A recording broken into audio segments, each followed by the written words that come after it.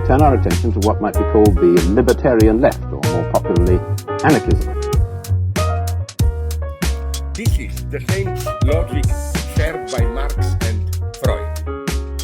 Functioning libertarian socialist institutions, I think they are an interesting model that I think is highly relevant. What can you talk about? Okay, it was your birthday. Oh God. Yeah. You're talking about that? Yeah. I realized I did that. I've been listening to Celebrity Memoir Book Club and I feel like it's really affecting me. The accent really does get to you, doesn't it?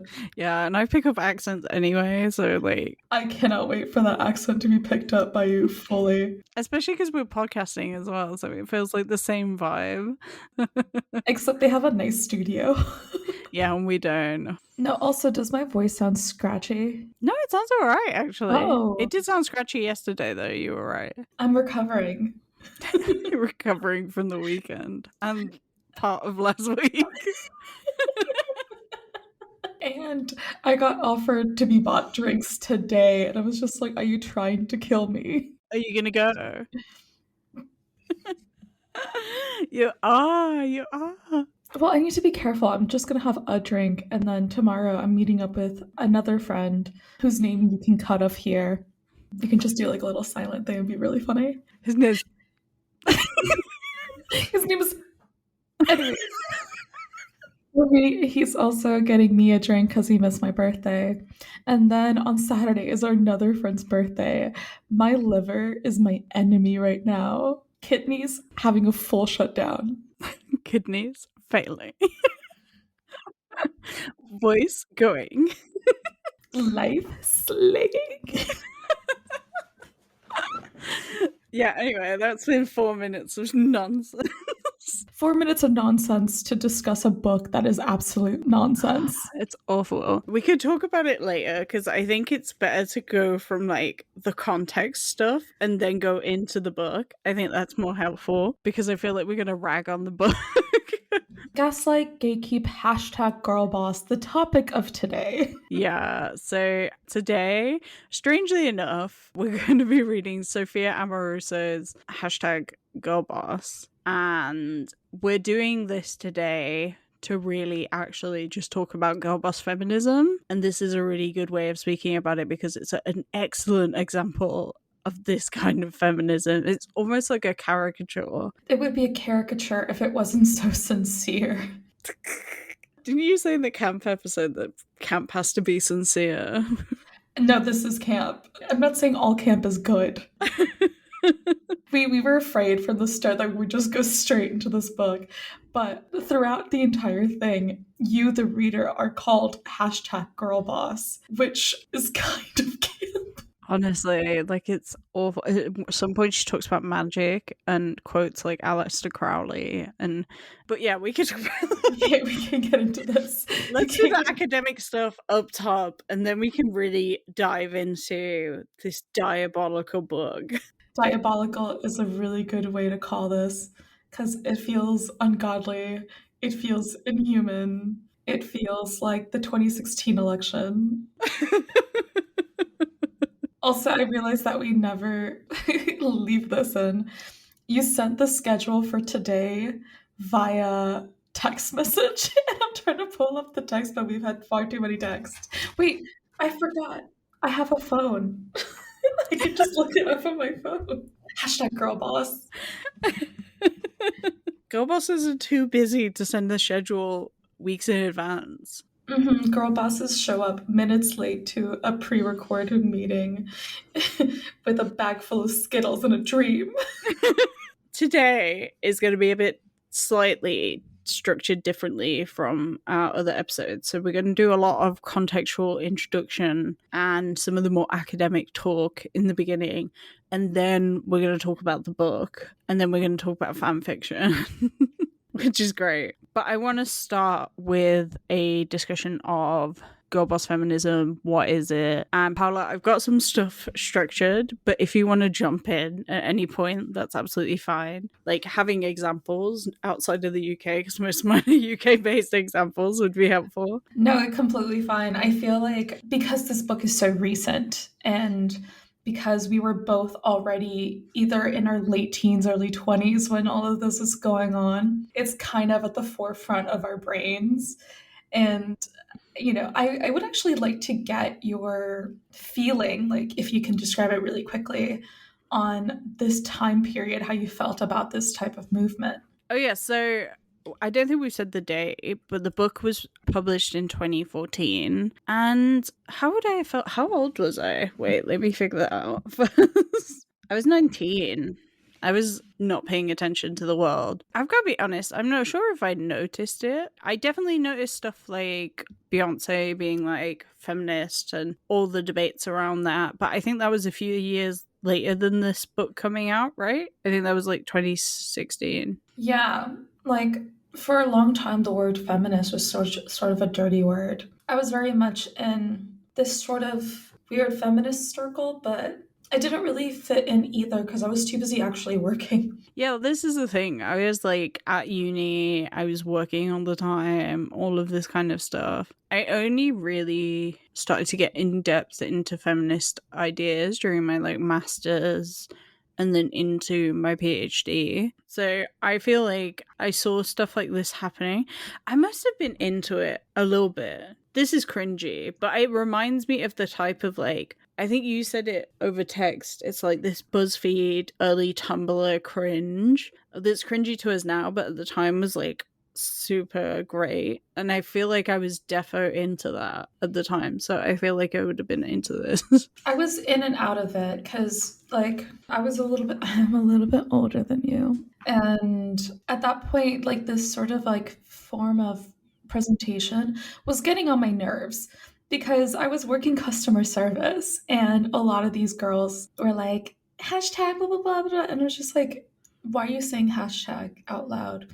And that will be $4.95 for your Frappuccino. Thank you. I feel like this is something that I took for granted as like just this is what feminism was, or these ideas are what like feminism was.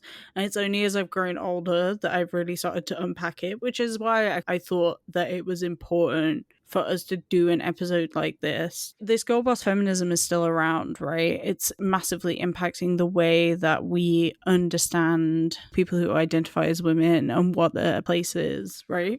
Well, yeah, for me, this is right before the 2016 election where we almost had a female president. Clinton was running against Trump, and it sort of brought into the forefront the sexism that still is underlying, like, US politics, underlying the business sector, all of these things that do exist and are extremely important to discuss, but sort of get lost in the pastiche of just this very vapid definitions of what it means to be a woman and what it means to be feminist. And it's sort of like, I think this is like the antithesis of the Linda Nochlin essay that we read, where Linda Nochlin is, beginning to look at things intersectionally. And this is sort of doing the complete opposite. It's lumping a very specific type and style of feminism, if it can even be called that, into a single category.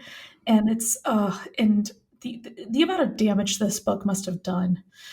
I know. I'll talk about it later about how it was received because I think this is also interesting. But if we give an overview then of this kind of feminism, but before I do that, I have to say that this is a type of feminism that's really heavily influenced by neoliberal ideals. Basically, neoliberalism affects individuals through their creation of and interaction with things like the social, economic, political, and technological processes, particularly within the West and throughout Western history. And a lot of what I'm going to say, I'm going to cite the sources in the actual episode, but I'll also leave a list of sources below. But this section particularly is informed by a module that I used to teach on, which was created by Maria Domar Pereira called Becoming Yourself, and it was at the University of Warwick in the sociology department, if you want to look that up. So in the West, historically, we've been affected by some of the following things. I'm going to list like a few things that we've been affected by, and this will be important because it will come in later. So deindustrialization, which was the removal of industry activity or capacity in a region or economy. For example, the UK has historically had a decline in the use of coal mines, shipbuilding, and steel manufacturing. Famously,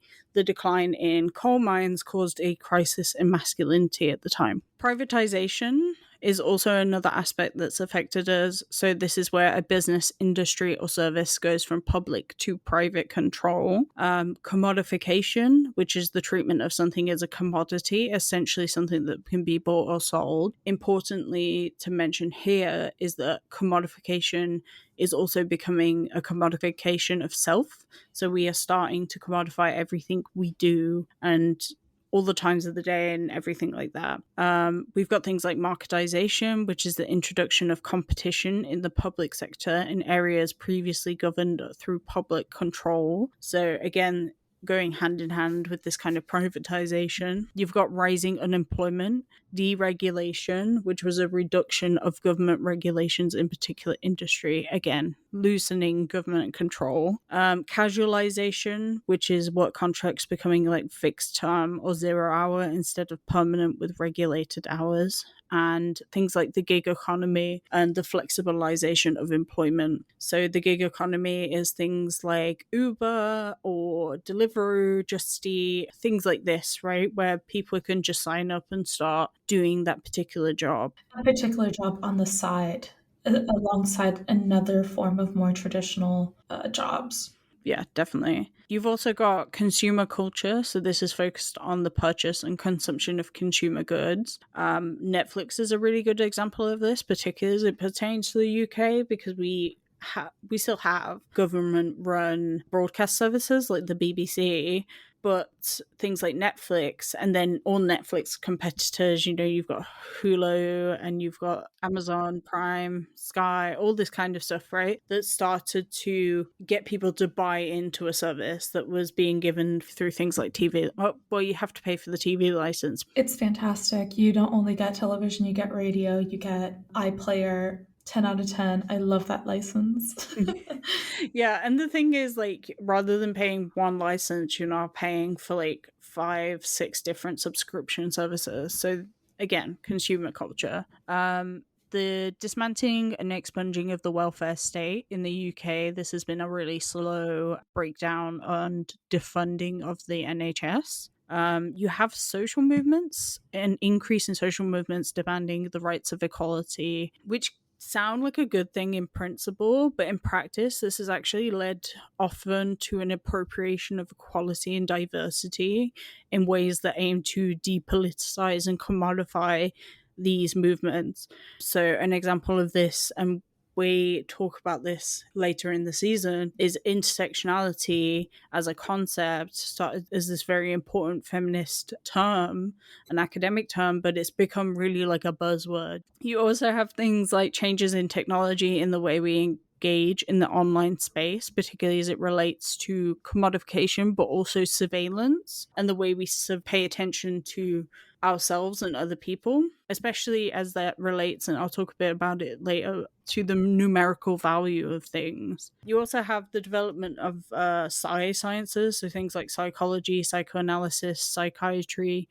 You know, we've had recent conversations that are coming up around therapized speech and the weaponization of that. This is all related to the development of these kinds of sciences. And you also have changes in political power, you know, famously in the UK, where you have a Tory government that's been in power for ages, and an also increased move globally towards right-wing political parties, all that kind of stuff. So all of that is happening, and all of this is factoring into neoliberal values and ideas. So according to Connell, 2014, neoliberalism is, quote, the agenda of economic and social transformation under the sign of free market that's come to dominate global politics in the last quarter century, end quote. So really, everything I was just talking about, all related to it. It's still connected to the economy, but moving less away from that. As individuals, particularly us that have grown up under a neoliberal regime, we take on these neoliberal values. So commodification,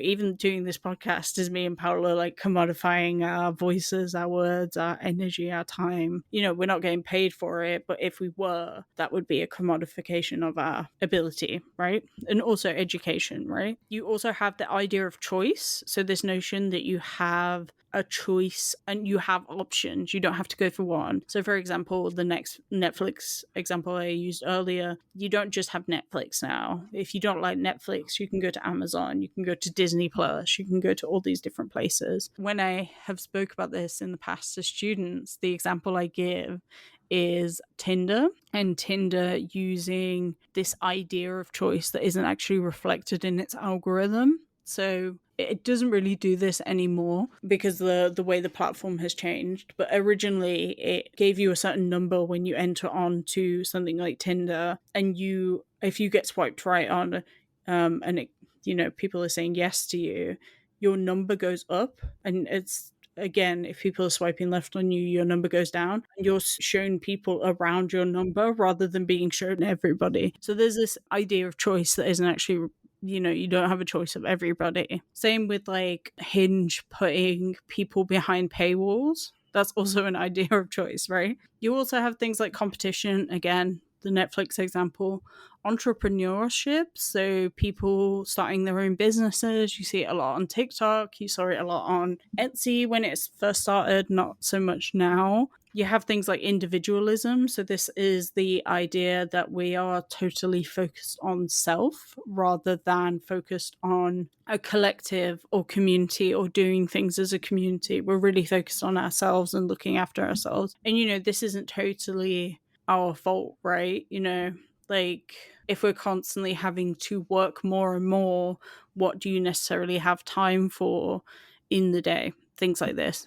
I was going to say that also feeds into gig economy, where your hobbies then start becoming a commodity as well, because you're trying your best to have some joy within the system of labor. Yeah, exactly, right? You also have things like ambition. Again, like it's seen as a really good thing to be ambitious. We'll talk about it later, but Sophia Amoruso is definitely trying to be an ambitious boss babe. Our value as individuals has now been attached to our productivity and our profit-making abilities. So if you are more productive, you're seen as more valuable as a citizen. And this also leads to extreme marginalization. Say if you have a disability, you just can't be as productive, right? You are seen as less valuable in society. So this massive issue. You also have things like the calculation. So again, this is attached to that numericization of our lives. I'm wearing a Fitbit at the minute that's telling me how many steps I've took, what my calorie output is, all this kind of stuff. You also have things like water bottles. You see everything really through, the water bottles with the I will drink at this time, the 1 p.m., 2 p.m., all that kind of stuff. And you also have things like we see everything through the amount of time we will spend on that thing. So yeah, numericization, optimization and self-optimization, becoming your best self, right? But that's not for the community. You're becoming your best self for you. And again, this involves a level of like self-management, regulation of self, accountability. You're accountable to yourself, but also things like your boss and this kind of stuff. And then, like I mentioned earlier, equality and diversity is also a part of this. Neoliberalism has a complicated relationship with equality and diversity, and we'll kind of talk about that a bit later. Yeah, so that's kind of neoliberalism and how it affects, how we've been affected by neoliberalism over time, but also how we're affected as individual selves. So we found this thesis from somebody called Frankie Mastrangelo, who wrote this whole PhD thesis on girl boss feminism, and we'll leave a link to it because it's freely available online. But they say that girl boss feminism fits within kind of neoliberal ideals and all this kind of stuff as, quote, emergent mediated forms of neoliberal feminism that equate feminist empowerment with financial success, market competition, individualized work-life balance, and curated digital and physical presences driven by self-monetization. End quote. And we're not trying to make this sound like it's all terrible, because for a long time, women were not financially independent without having either have been from a family that had a lot of money or divorced and had a really nice prenup. But I think it wasn't even until 1970s that women were allowed to have credit cards and have their own lines of credit. So this sort of financial independence has always been linked with Western feminism, not just through, like, obviously there's the ideas of familial construction, but also financial independence has been a large factor in this. And it's one of the few things that kind of trickle into also people of color and women of color issues, where it was even more difficult to get lines of credit and to establish themselves for, let's say, a house, or having flexibility and ability to move independently without the concept of marriage. So a lot of these insecurities are still lingering. And as a child of divorce, have always been like instructed to me, even as a child, that the best thing a woman can do is be financially independent.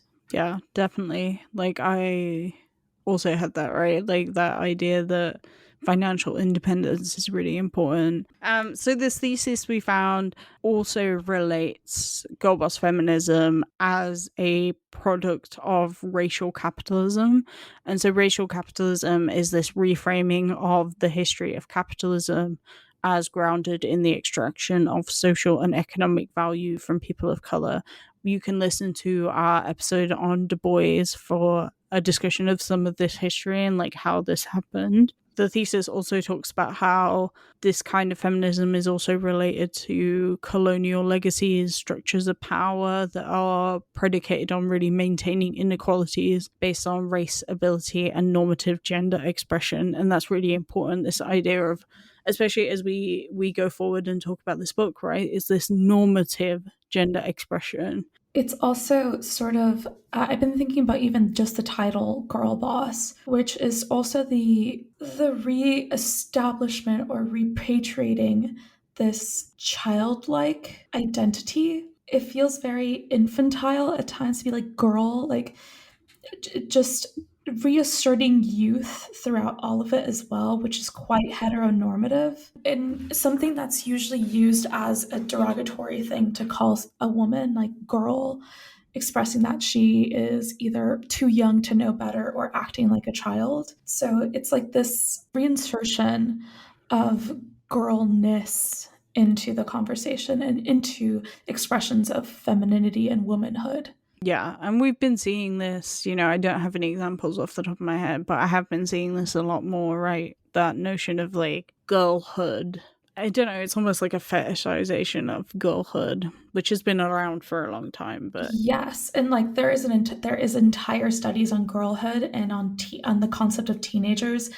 They're very fascinating, but it is also tied to commodification. I can talk a little bit on American commodification of children. So teenagers weren't a thing up until the 20th century. You either became too old for school or you went straight to the factories or to the coal mine. But with the creation of the teenagers came the creation of high schools, came the creation of cheerleading and American football, the pep rally. And I'm mentioning all these things because the author is American. And there is now an entire industry built upon selling products to teenage girls specifically, where their fashions are completely different from the fashions of women. Their makeup style is completely different from the makeup style of women. There is a specific now time period where all this stuff is aimed for, and like it or not, it is a fetishization in the Marxist term, as well as the more colloquial term as well. And I think girl feminism, or this type of girl bossery, is sort of in between these two stages of life, between that teenageness and that early womanhood, if you get my drift. I guess it's also related to productivity, right? This idea that you get less and less productive as you get older, but also making it big when you're younger is seen as like really important, both for being able to live your life more freely, though under capitalism, how freely can we really live? But also, yeah, the chance to be in Forbes 30 under 30. Yeah, that's like really, yeah. And I think she says that. She was. Yeah, she was. So the other thing I wanted to say is another aspect of girl boss feminism is this type of idea that is that as long as you work hard and you're positive and you rise above obstacles, you smash through the glass ceiling and all this kind of stuff, that you can make it, right? And that's obviously not the case. And this kind of feminism also, and we'll talk about it more in relation to the book, because there's some real concrete examples of how severe inequality is obscured through this kind of feminism, right?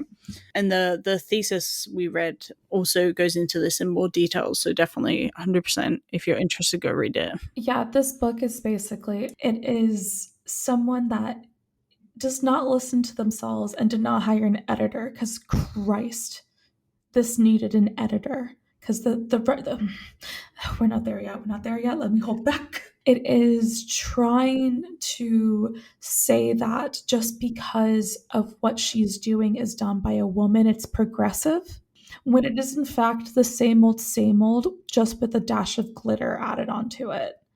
It is extremely dangerous. It is extremely horrible.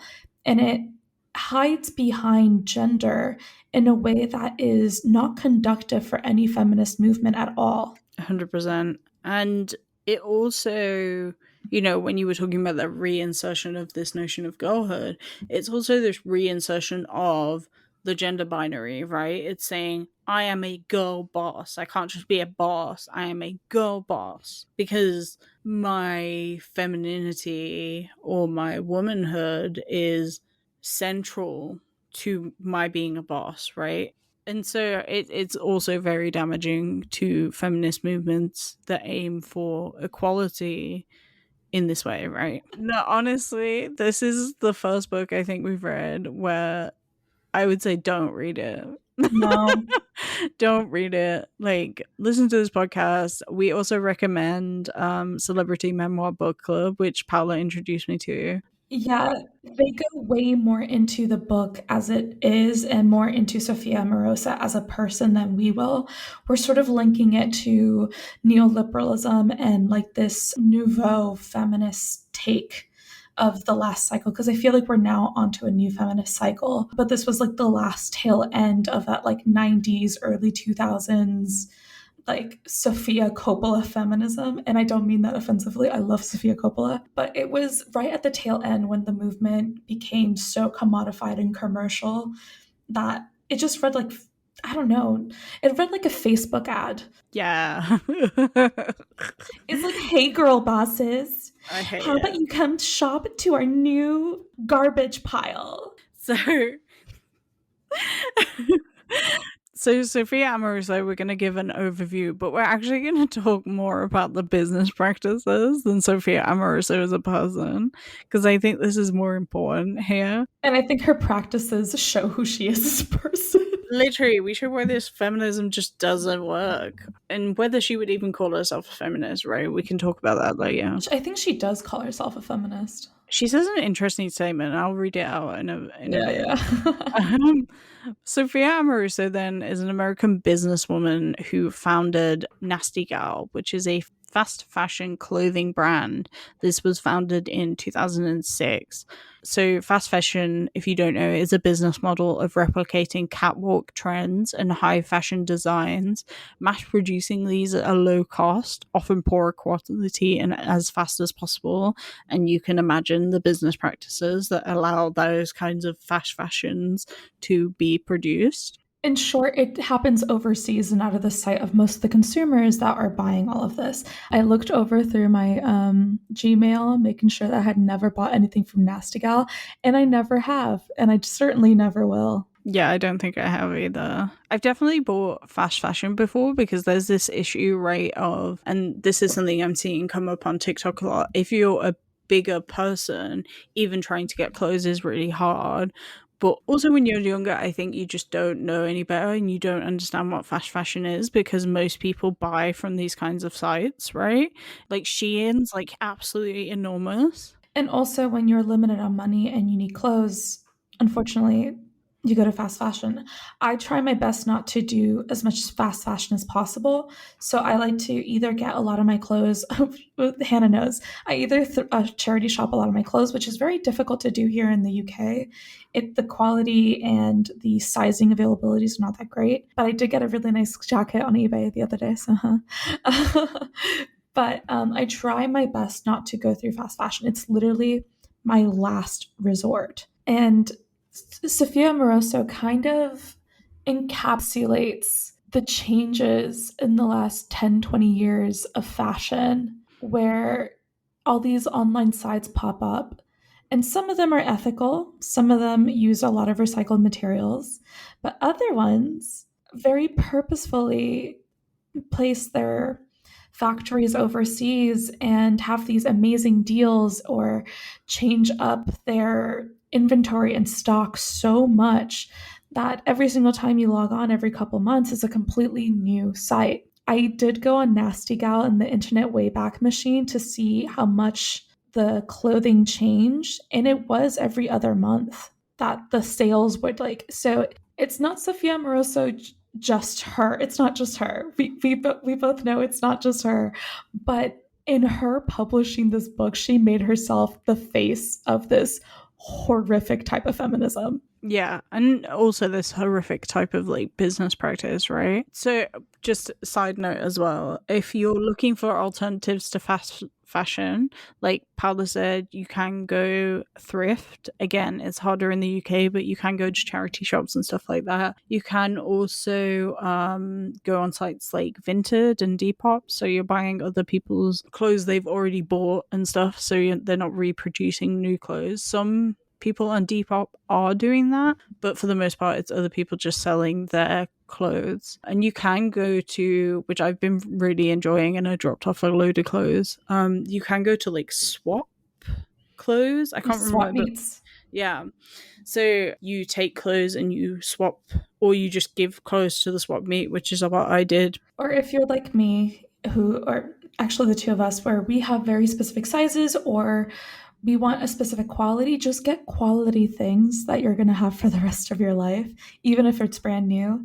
I did splurge a little bit and I bought these new shoes, but I bought them a really good quality and I know they're going to be with me for at least 10 to 15 years because I have shoes from that company that have lasted me 10 to 15 years. So it's not about being perfect or if you can be 100% like recycling stuff and have the time and the money, because some of these stuff can get expensive.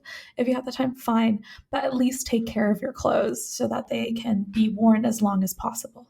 Yeah, I famously discovered the cobblers like 2 years ago, and I was so excited of being able to like repair my shoes. And it was so cheap. Like they had to replace all the inside of the shoes, and I think it was like £10 in total for both shoes. So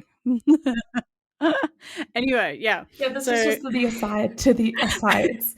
Yeah. So Nasty Gal originally began as an eBay shop called Nasty Gal Vintage, but launched into the more recognizable brand in 2008. Amoruso was born in California in 1984. She's currently 39 years old, I believe. So we'll get more into her life, I guess, in the rest of the episode if it comes up. But the book we're discussing is actually an autobiography of her life. I would call it more like a memoir. Memoir / HR tips? I don't know. Because I'm going to dig into her a little tiny bit. I have to. So in this podcast, we talk about how people don't need education. People do not need education. If you want to, go ahead. If you don't, you don't. But if you put yourself in a position as CEO of a company, maybe take a couple courses to find out what your business is about and how it's structured. Because there are points in this book where she says, because I know better than all these business people, I just ignored them and did what I wanted. And then, lo and behold, a year after, her company goes under. And then there's another part where she's in a meeting and she makes this person explain themselves 10 different times. And at that point, I'm like, maybe you should know what this person's talking about since you're the CEO of the company. You should know what a margin is. And then she was complaining about, I don't want to learn these things. I'm like, then don't be a CEO. Literally. Like, I get that your business expanded very quickly, but also you have the resources to be able to educate yourself, or at least get people to get you the information. Yeah, she is doing this type of feminism where she wants to be the boss but doesn't understand what it means to be a boss. She doesn't understand what it means to be a CEO. She just wants to be the face of the company and just parade around and do nothing. Because this book is like, what, 150 pages, 200 pages? Not a single moment does she describe what she does for a living. She's like, I'm a boss. I'm like, a boss of what? Of Nasty Gal. Okay, what do you do? What do you do? So true. It's like that quote from like RuPaul's like, what do you do successfully? Quickly. Oh, yeah. I was thinking about that so much, that specific. There's where's the quote? When you're reading this, I have 3 pieces of advice that I want you to remember. Don't ever grow up. Don't ever become a bore. Don't ever let the man get to you. Okay, cool. But she is not the man. She took away the chairs from her employees and sold them on Craigslist and like lost money doing that. She's taking the man part as like very seriously about only men, not realizing that she's also become this like figure of the man. Yeah, like we're getting too deep into the book. So before we go into the book, and we'll like proper go into it, I want to talk a bit about Nasty Gal's business practices. It grew dramatically under Amoruso's control, right? It eventually reached $120 million in profit, right? That's absolutely ridiculous. In 2015, however, the company was sued by an employee for firing her and 2 others before they were about to go on maternity leave, which was against the law, right? And so from what I read, I think this was the first time they've been sued for that, but it's not the first time that happened. Like, what kind of feminism is this? Yeah, no, there was like a trigger of lawsuits that were quietly handled and settled. So we don't want to say that she actually did it or not, because that would be libel. So we're going to put a lot of allegedlys in there, because if anything, the Americans are litigious. Yeah, that's why I'm saying it's also the company that was sued, not Amoruso herself. Mm-hmm. So in 2016, the brand filed for bankruptcy, and Amoruso had to step down, or did step down as a result of it. So the company still actually exists. It was bought by Boohoo, again, another fast fashion brand, who bought it for $20 million in 2017. That just shows you, like, it went from 120 million in profit to 20 million. So they actually had a lot of lawsuits when the brand was still under Amoruso's control. They had alleged copyright and trademark infringement. Quite famously, there was an indie designer called Sailor Rose who was once complaining of Nasty Gal copying their designs, and Amoruso responded, quote, "Forgive us for never having heard of you. Congrats, you've been knocked off. It's a rite of passage," end quote. In 2014, the US Department of Labor looked into Southern Californian garment workers, including those that worked for Nasty Gal's supplier, and stated that they were working in conditions, quote, "with all the features of a sweatshop," end quote. And they were actually missing $3 million in unpaid wages. So, color me surprised. So Boohoo has actually had its own issues with the company, but I don't think they've actually made, from what I understood, it hadn't gone as far as a lawsuit, but there's still issues. There was a TV program in the UK that spoke about the factory workers that were being paid less than half of the legal minimum wage, that were working for suppliers of like Boohoo, from what I understand, but Boohoo has claimed that they did not know this was happening. So just letting you know all the information. Yeah, I'm trying to find a quote where she does like her expectation. Yeah.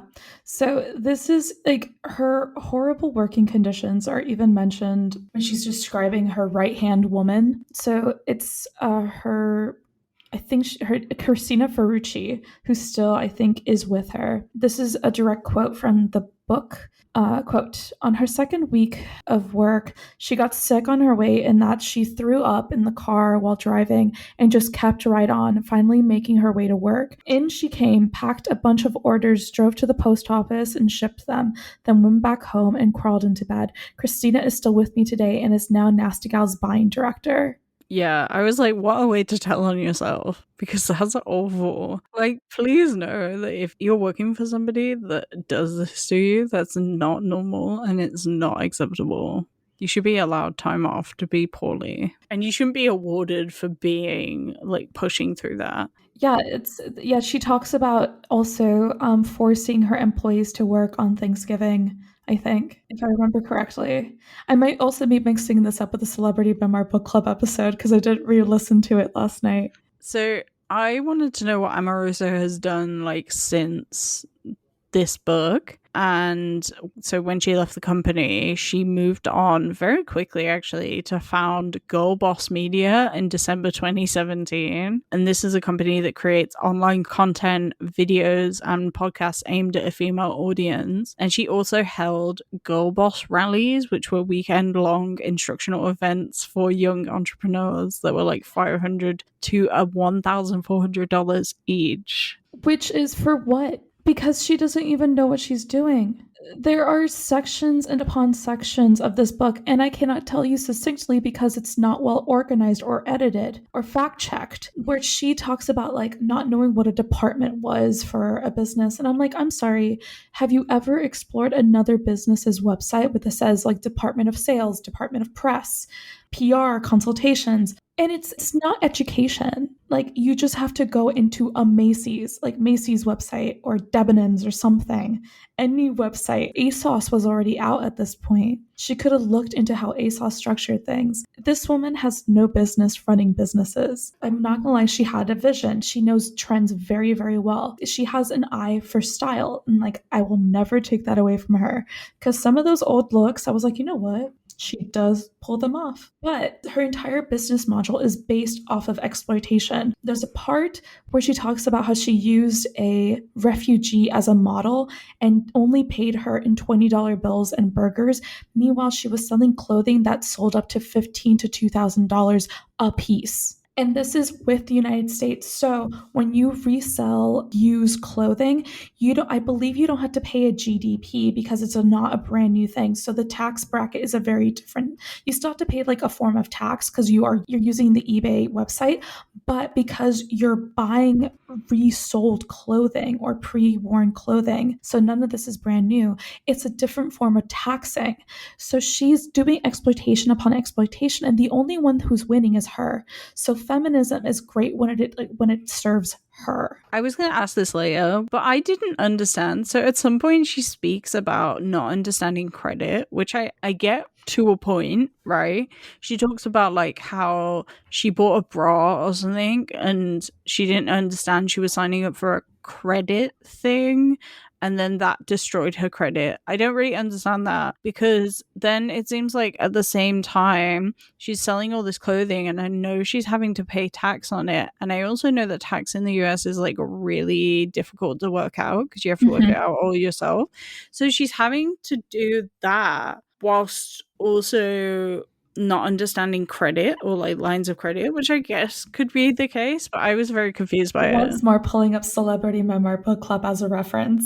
They talked about that. Like, allegedly, she went into Victoria's Secret and she thought she was applying for a rewards program where she got like a free bra and then just put it on a credit card and never like paid it, and then her credit went tanked. I'm sorry, a $20 bra, because this was 2010s, it would have cost like $20 to like $40. That is not going to kill your credit. Like, will it make it not an easy thing? It will take some time to rebuild your credit, because the American credit system is built on debt. And it's about paying your debt on time. So you can have an increasing amount of debt so long as you can make those minimum payments a month. So if you paid it off all at once, it actually could also damage your credit.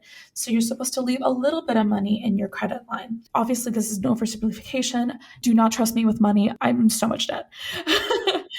Hashtag girl boss. Hashtag debt girl. Yeah, I went on a bit of a rant, but it's because this person angered me so much. Because even from the beginning, when Nasty Gal was only an eBay commerce site, she was using exploitation. She used to go to estate sales, fine. Charity shops is okay to shop at, but it was her haggling down the prices on a charity shop. Yeah, I read this. I have you bringing up all the points where I was like, what the hell is happening?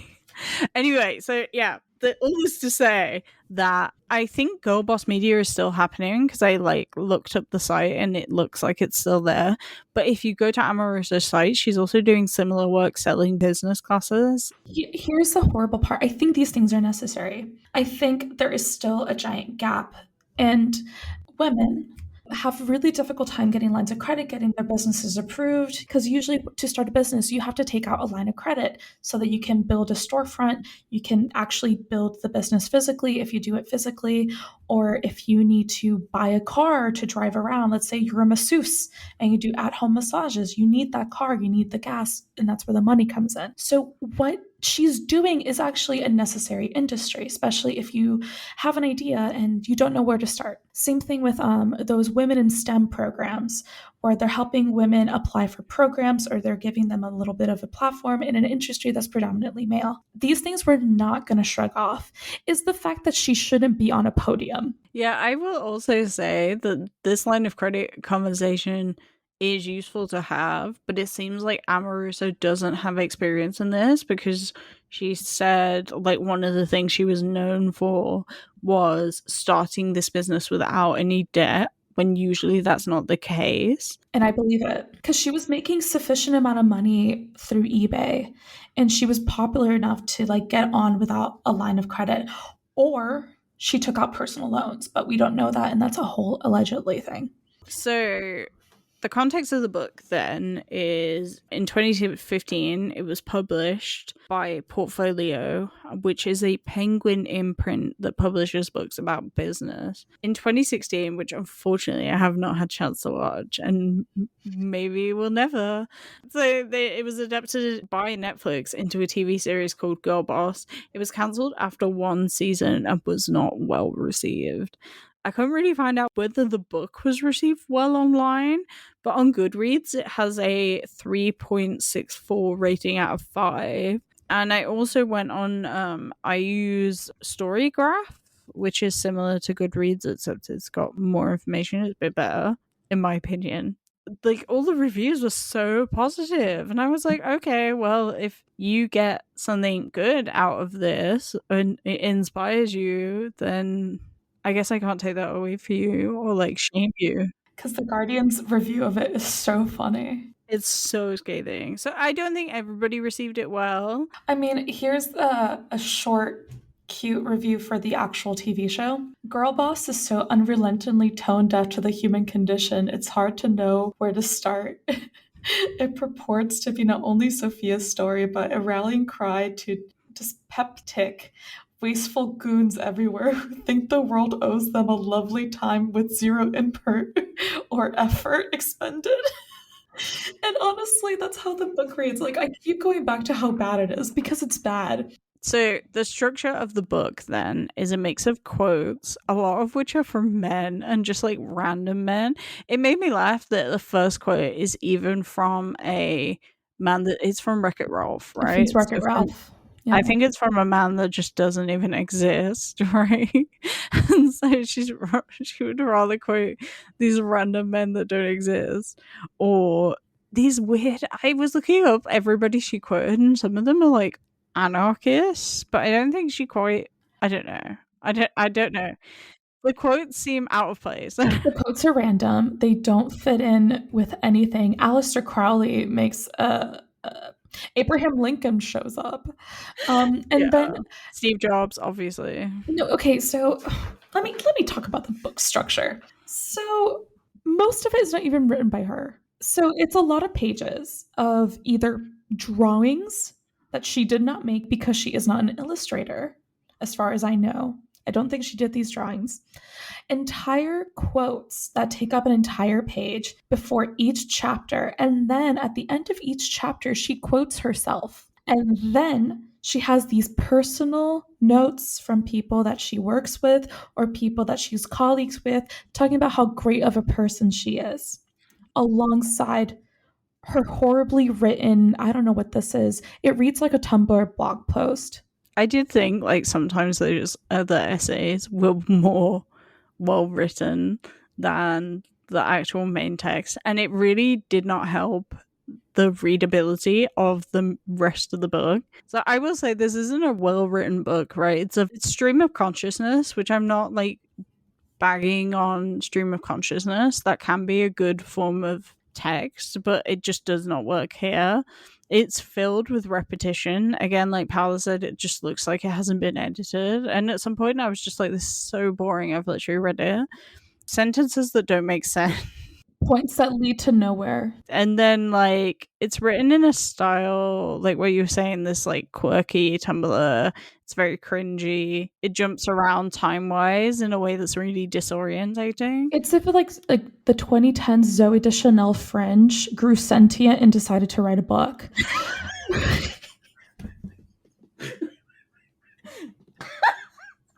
Am I wrong? No, because like the entire book is just like random pictures of her really bad photography.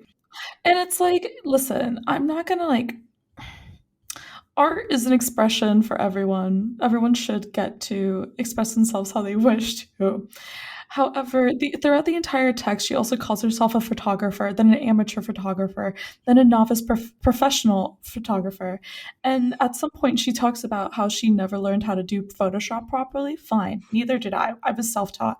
But never in my life have I called myself a professional photographer or referred to photography as my passion throughout the entire book, and then have just the basic 2010s MySpace photography that someone obviously with a Canon TI-16 that was bought maybe secondhand in 2007 just like repeatedly take these photos within like a bathroom with no depth, no contrast. So I guess one thing I wanted to say is that she says she moved out of home at like 17 into some random house with like members of a band. It was in Sacramento and she was living in a cupboard under the stairs a la like Harry Potter.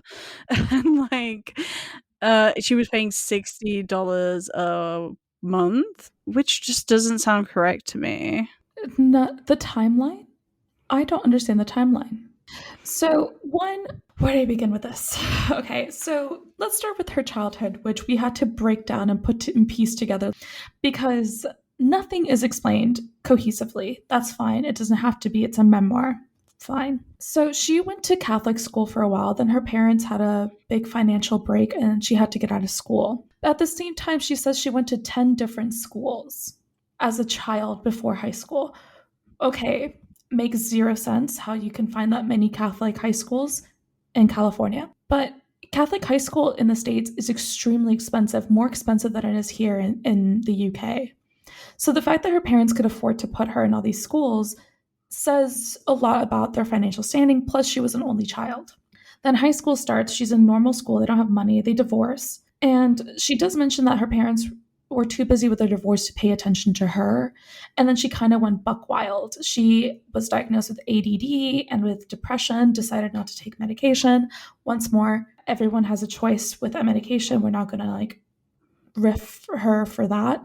However, her instability led her to make very unhealthy decisions, like running off at 16 or 17 to different states, hitchhiking, putting herself in extremely dangerous situations, shoplifting for fun. But she doesn't take a moment to look back and think about how her unstable life has maybe led her to be a little bit unstable with her own approaches to work.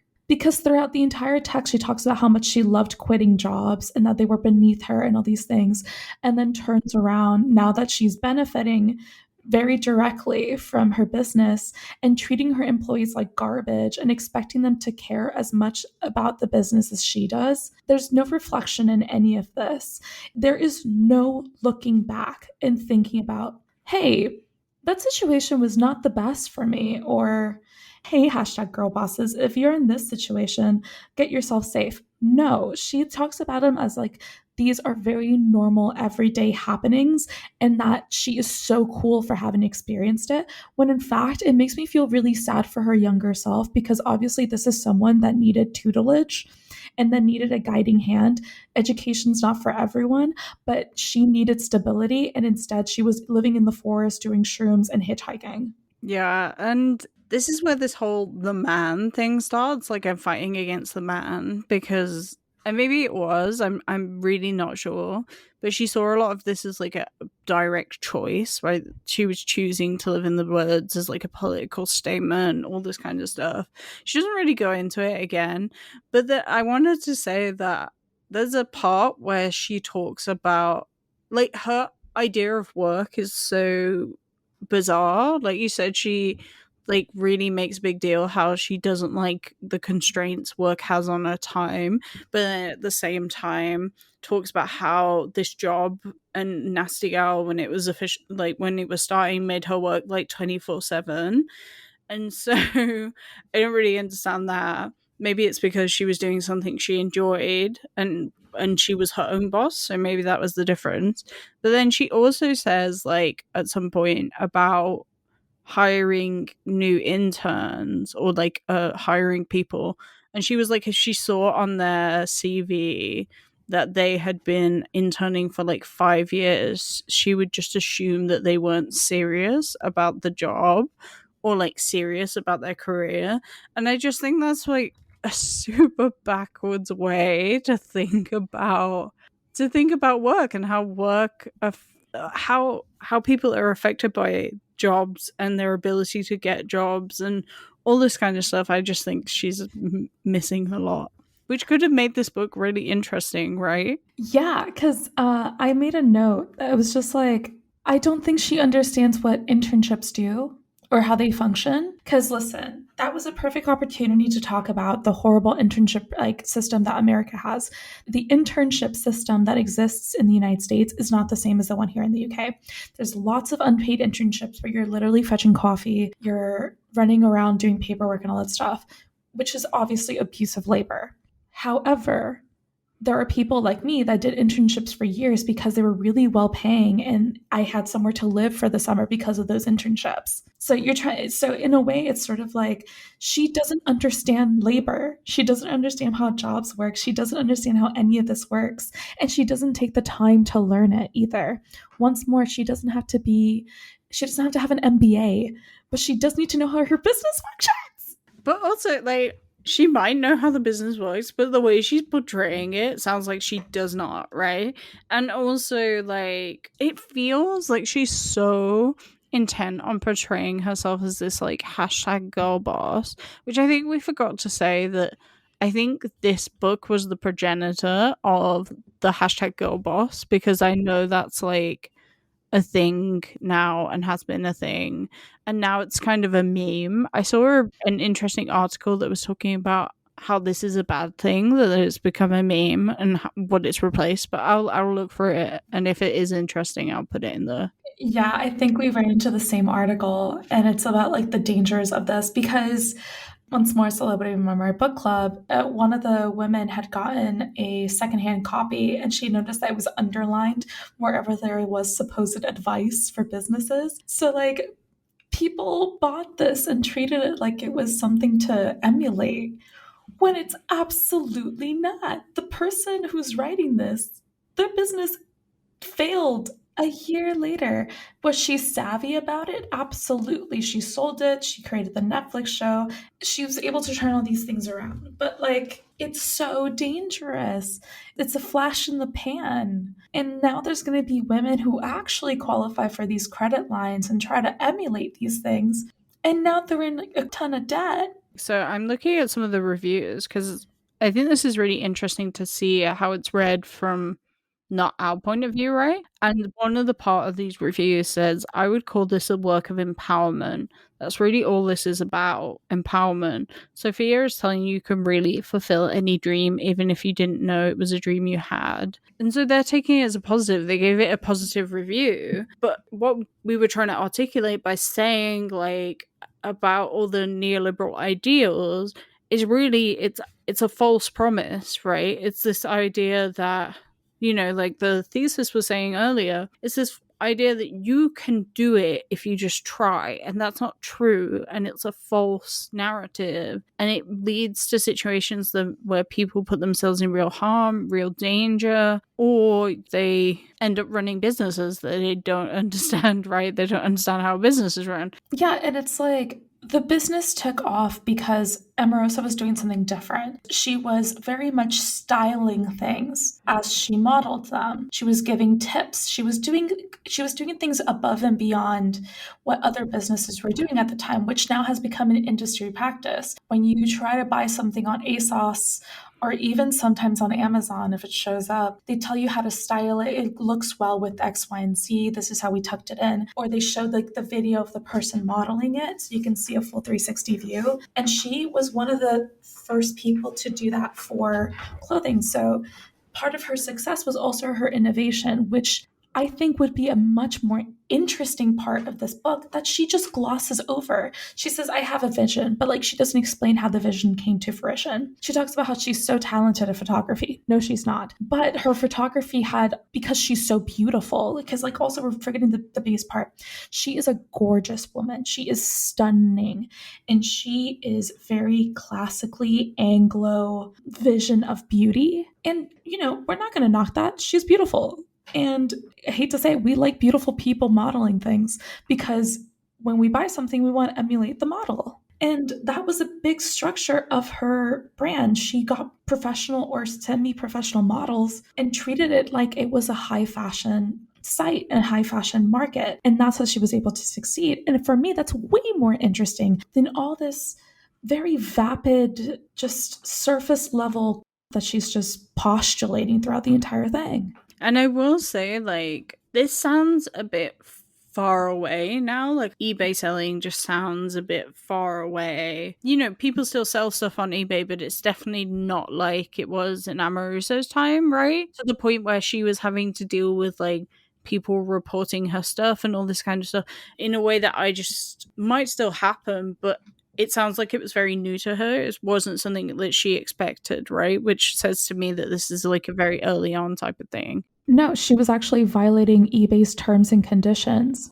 And then she turned around and said, but everyone was doing it. I'm like, yeah, but I think you ruffled so many feathers that people had it out for you. Yeah. But the thing I want to say is this type of mindset is still about, right? And it's just constantly moving. Like, for example, I've been speaking to people recently and they were talking about how kids in school, they really want to be like an influencer or a YouTuber, right? And so you have this notion of like, if you just try, you can make loads of money, which might happen, but it might not happen.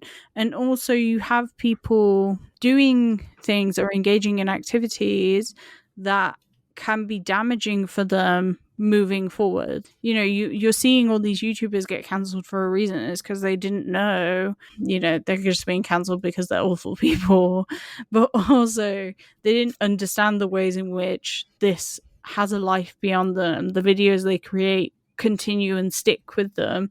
Even if they delete them, somebody's probably got a copy, and people just didn't understand that, right?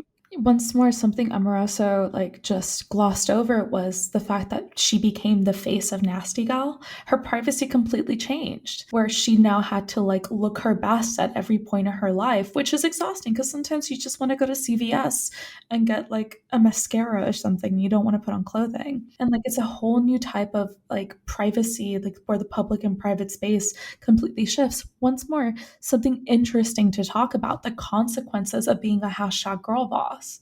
And like She does mention it a bit. So there was a section where she said she took a picture of a dog, and on the dog's collar it had her phone number, and it could be seen in the photo. So she like doxed herself essentially, and like doxed her own phone number. I think there's this lack of understanding of these types of labor because they're made to seem easy. You don't understand the ways in which, I will link it below. There's a YouTuber I watch called Fab Socialism. Absolutely fantastic videos. But there's one video where she talks about YouTubers that lost all their money and how they portray a sense of wealth that they do not have. And it is really interesting. This way you see those streamers that live in these big fancy houses and the houses are empty because they just don't have the money. And that I will give Omarosa. She did, as bad as her advice is, some of it was actually good. She said about how like there was that giant influx of money and she just didn't spend any of it. She was like, she wasn't sure when was the next time she was going to get that big influx. So instead she like saved it and hoarded it.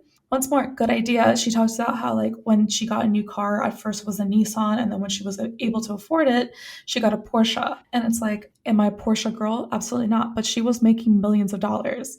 So she could afford this car. She could, and even she talks about like she went to the car dealership and they rejected her because even though she could pay cash, they were like, well, you don't have the line of credit. And she was like, I wanted to finance this car and I couldn't do it because she learned that having debt and having that, like paying off that car was going to increase her chances to have a better credit. So I will give her props when props are due. And that way she was very, very smart about it. However, like there's parts where she talks about if you're living paycheck to paycheck, then save 10%. And it's just like, if you're living paycheck to paycheck, you really can't save that 10% ever. When I read that, I was like, I am living paycheck to paycheck, right? Like right now. And I was like, there's no 10%. We're also living in a different time, I guess, because like there's a massive cost of living crisis in the UK and elsewhere, which makes saving that 10% like really impossible. But I kind of wanted to end our discussion because we've been talking for a little while now on whether this is considered a feminist book. So we've been talking about GIRLBOSS feminism, and I do see it as a feminist book, but Amoruso does an interesting thing where there is a quote where she says, it's neither feminist manifesto nor a memoir. But then later on, she says, quote, GIRLBOSS is a feminist book and Nasty Gal is a feminist company in the sense that I encourage you as a girl to be who you want and do what you want. But I'm not calling us women with a Y and blaming men for any of my struggles along the way, which is just like, her intro is so telling of who she is, because I actually chose a different quote that made my skin crawl.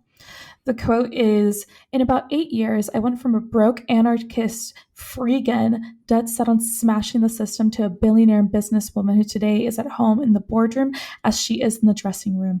I never intended to be a role model, but there are parts of my story and the lessons I've learned from it I want to share. So basically, she talks about like, I basically sold my soul to capitalism to become this hashtag girl boss. And now I feel so comfortable in the boardroom as I do in the dressing room because girls love a dressing room. Yeah, and there are other bits where this like unhealthy attitude is like promoted, right?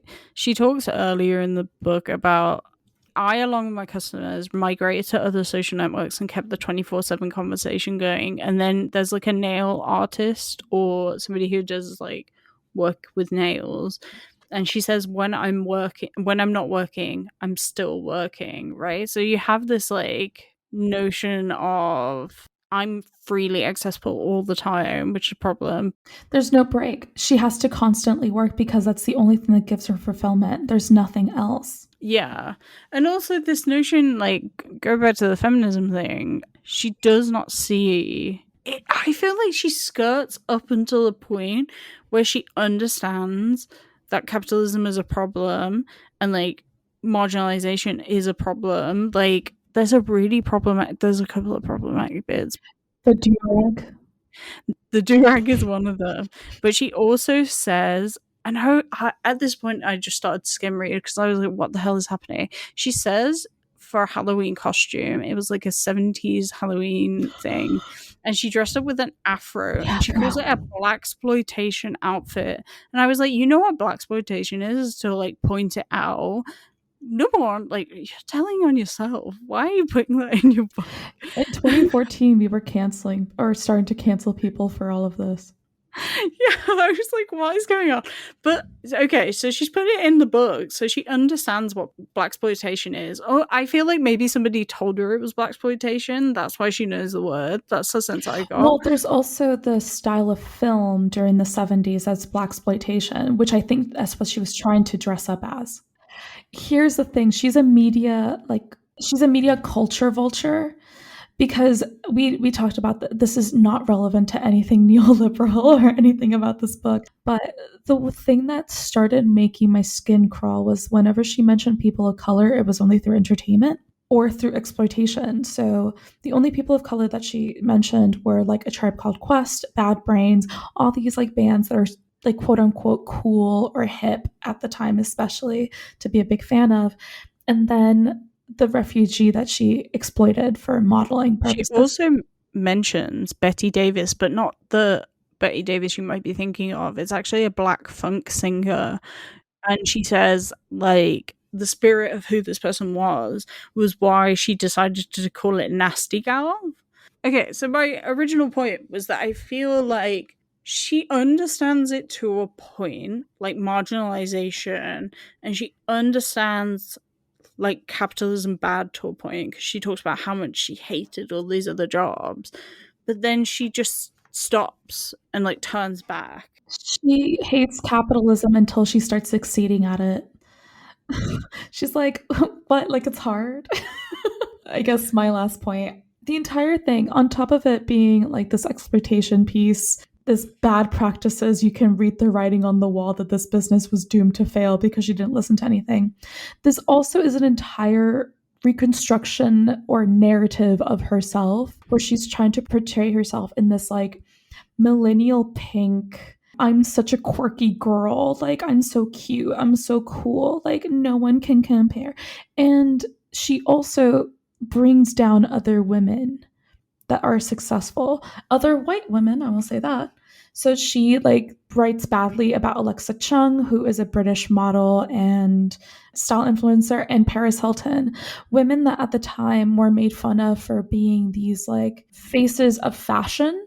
Meanwhile, she doesn't take the moment to look at herself and be like, well, lady, so are you. You guys all dress almost the same. Yeah, so you called this a piece of feminist. I don't think this is a feminist piece. I think this is someone trying to justify their version of capitalism through the lens of feminism and trying to get other people in her camp so that they can spend money and she can become richer. I don't think this is a good book for anyone or anything.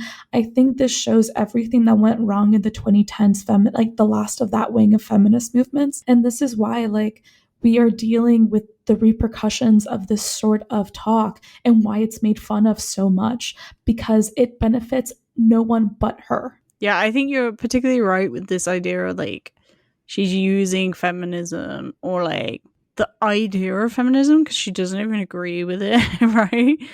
To push this woman empowerment type narrative. And you're also seeing, like Paolo was saying, you're seeing the vestiges, I guess, of this type of woman empowerment, and woman is in cis woman empowerment, which is a very problematic. I think it's still important to talk about the marginalization of cis women, but also acknowledging that cis women are not the only people who are marginalized. Yeah, and I don't think this book is coming out in isolation. There's also that horrible Lean In book that truly gripped every country club in the United States. Like a plague. And yeah, I think we're still dealing with the repercussions. The queer movement, also a big rainbow washing of companies, really cemented itself during this time. So this is not an issue in isolation. And I think with that said, I think we can finish talking about. I can talk for another 70 hours about how much I despise this book. We read this book as kind of a mid-season de-stressor, but I actually think it's doing the opposite. I want to physically fight the book. So I didn't have a fan fiction, but you said you had one You to finish up. didn't. Okay, so I found two really cute ones. This one is rated G for general audiences.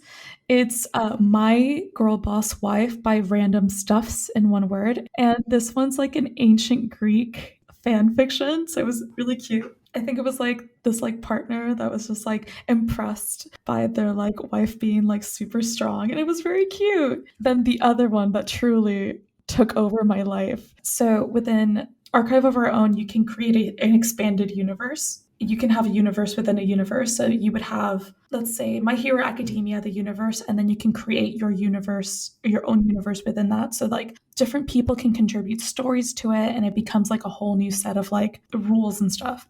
I found one called the Girl Boss Verse, and there's only 2 stories in there. Okay, and this is, I didn't put who it was, but I do have the archive links for you. There's one with Nicki Minaj and Beyonce. I did not read that one because I was distracted by a 96-word fanfic about how Azalea Banks and Grimes married each other and made Elon Musk cry, and there was like #girlboss. Your silence is deafening. I'm looking at it now. It's also enemies to lovers. Yes, it is, because they were enemies to lovers. That fanfic was made for me. Anyway, yeah, so Girl Boss, Gatekeep, Gaslight. Bye, girl bosses. Bye. Goodbye. Thank you so much for listening to Theoryish. We really appreciate it and would love to hear your thoughts. Check out our Instagram, Facebook, TikTok, and Twitter at Theoryish_pod for up-to-date information, and please rate, follow, and leave a review wherever you're listening to the podcast. If you're interested in finding anything we have mentioned in the episode, please check our show notes or description to find more details. You can also contact us at theoryishpodcast@gmail.com. See you next time. Goodbye.